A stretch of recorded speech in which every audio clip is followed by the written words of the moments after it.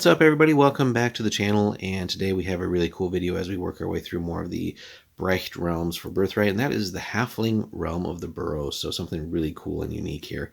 So as you might expect, it's lawful good, also available for PCs to use. So nestled amid several warring realms and a powerful Anshe, the Burrows remains a calm island in a sea of conflict.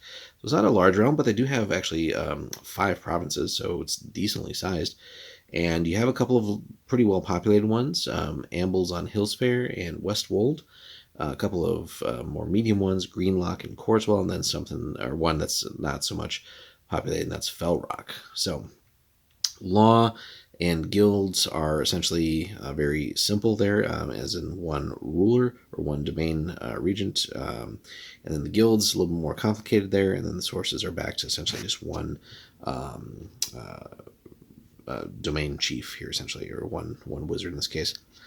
So the Burrows' law holdings, while efficient, are only loosely controlled by the elected Standish of Ambles. Currently, Advara Carolban of Fellrock, level 6 fighter, pretty good bloodline there, 32 in lawful good, holds that position. She takes counsel from the Quintain, a body of prominent halflings from each of the 5 provinces. Advara has held this position for nearly 22 years, longer than any other halfling, save one, and is looking for a likely successor. Now, on the temple side, the halflings in Cerelia are not especially religious, but the Burrows has its own unique view of the spiritual world that reflects their special tie with the land and beyond. The Land's Protectorate is a group of halfling priests led by Elon Fairbairn, level 5 priest, 26 bloodline, and then chaotic good. The entire religion centers on respect for the land and the barriers between this world and that of shadow. Now, the guilds. Here we have Jolid Innkeeper. Interesting last name there, right? Level 38, lawful neutral. Runs the ancient trading guild known as Breadfruit North-South. Then Hollisand Bernlaffen is also, and the G there is actually the Guilder class. That's a special sort of thief variant that you have here, and the previous one was also, she was level 9, so pretty powerful there, but this one here only has a minor bloodline, and then controls the new consortium of Bernlaffen, Child, and Telro. Both seem to coexist with each other peacefully, but that might be more of a function of the Quintain's watchful eye than a willingness on either side. So there could be some conflict underneath there, just depending on how much really the DM wants there to be, and have the regent address if we're running it as a domain. And then the sources: Royland Greencloak, again left as a mystery for now, pledged to protect the Burrows from wizardly interference when he claimed sources here. So far, the mysterious wizard has lived up to his word. Now, as far as resources go, you got a pretty solid start here if you're going to run this as a domain. 32 Regency generated, 22 accumulated, very healthy treasury, 42 gold bars. And then the halflings have also formed a small standing army here.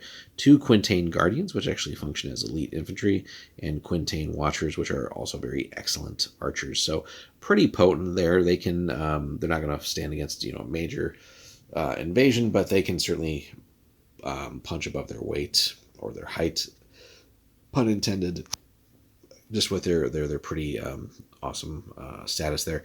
And they also have unique unit cards for these in the Brecht expansion, which are pretty cool, and we'll cover those at some point. Now, the regent Advara, she expanded the Burrows nearly 40 years ago by leading settlers into the jagged hills and wild forests of Fellrock. She insisted upon forming a standing army of halflings to protect the small realm, and was responsible for stripping control of magical sources from the Sayer of Coolaby, which, if we remember back to the video there, that's actually kind of a bold play on her part, given the way that the Sayer loves to protect all the sort of territories under her thumb. Now, a businesslike and grim halfling, she has made it her mission in life and her goal as Standish to fortify and protect the Burrows from those who would exploit it. Now, as she looks forward to her retirement, others revere her for the greatness and the great progress she has made. Other important NPCs. Each of the 5 members of the Quintain Council is an important person in his or her own right, but one stands out even in Advara's shadow. Corbin Flint Hauptstahl, literal German there, like main steel or primary steel. Level 8 Thief, very minuscule bloodline of 12, is one of only 2 scions on the council and thus may succeed Edvara by default if she dies without naming a successor. Now, outside the Quintain, Elend Fairbairn is considered the second most important halfling in the Burrows. In part, this is certainly due to the mystique surrounding the halfling's religion. Although the halflings recognize no god or goddesses as their patron, but instead worship the balance between the land and the people, they do gain priestly spells. Some human scholars believe Eric, the old father of forests, hears their prayers, while others maintain it must be Sarah, who reveres balance, answering their call. Regardless of which god or goddess grants their clerical spells, Elan and his followers don't rely on spiritual powers alone to accomplish their mission of protection. Warriors, rogues, and priests alike go to the land's protectorate for training in the use of the halfling special Shadow World abilities, and that makes them a fearsome force to those who don't understand. Now, the Burrows' pair of guildmasters mirror each other in power and influence, but not in attitude. Jolid Innkeeper comes from one of the original halfling families to establish themselves in this region. His food export guild has been a fixture in the region since the Burrows was a protectorate of Sendur. On the other side of the coin, Hollisand established her food import guild only a decade ago and has already cut into Jolid's influence. A traveler and adventurer, Hollisand found she enjoyed southern fruits and coastal fish, and now spices up the meals of her countrymen with such fare. The Food Wars, funnily enough, as they have been nicknamed by the gaffers and gamers, of the region, are heating up. So be on the lookout for that. If you find yourself adventuring through the Burrows, you might get caught up in the Food Wars. So that's something certainly the DM could have fun with, as opposed to just the everyday type of adventuring. You have some unique opportunities there, so you can almost have something like just pick one of the the various cooking shows that are out there and kind of have that role played up. So that could be something pretty fun, and even could be something to actually bring to the tabletop and have sort of a if multiple characters were halflings, some sort of like food related role playing, but like actually bring it to the tabletop, as in like the players have to then prepare their dishes and then have them voted upon and so on and so forth. So you could really get creative with that, and that's pretty cool. Now, the description here: halflings have always been scarce in Cerelia and may or may not have inhabited Aduria. No one remembers except possibly the halflings themselves, and they decline to comment. The Burrows is Cerelia's only halfling domain, and it's a jewel among the realms of the continent. Peaceful and well-ruled, it has survived countless wars and incursions without serious difficulty. The Burrows originally stood as a protectorate of Sendur, but with trouble from the Sphinx and the Tarvan waste plaguing that Kanasi kingdom, the little land was soon forgotten. Now the halflings depend on other realms to overlook them to ensure their prosperity. However, they don't merely sit by and hope for the best, and local legends tell that the Sayer of Kulavi, eager to amass magical power in the region, built up magical sources in the region to such an extent that the halflings grew uncomfortably aware of the power percolating under their soil. So it was that the then young Edvara Carolban of Felrock, along with a small contingent of Land's Protectorate priests and guards, ventured into the Birthright to ask the Sayer if she would mind retracting her influence. Kanasi wizards and human warriors have invaded that forest with both peaceful and warlike intentions for centuries, and few have returned. However, the halflings were in and out of the woods in a fortnight, and the Sayer's source holdings dried up in no more than 2 months.